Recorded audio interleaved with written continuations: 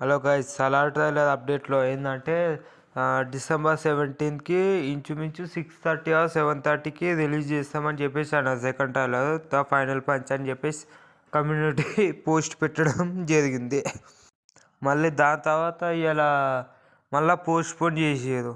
Direct December 18కి 10:42కి release చేస్తామని చెప్పేసి అన్నారు.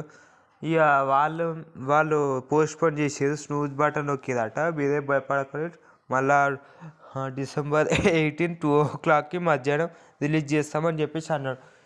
వీళ్ళు అసలు ప్రభాస్ ఫ్యాన్స్కే ఎందుకు అట్లా అవుతుందో నాకు కూడా అర్థం కాదు. ప్రభాస్కి ప్రతిసారి పోస్ట్పోన్ అవుతూనే ఉంటుంది.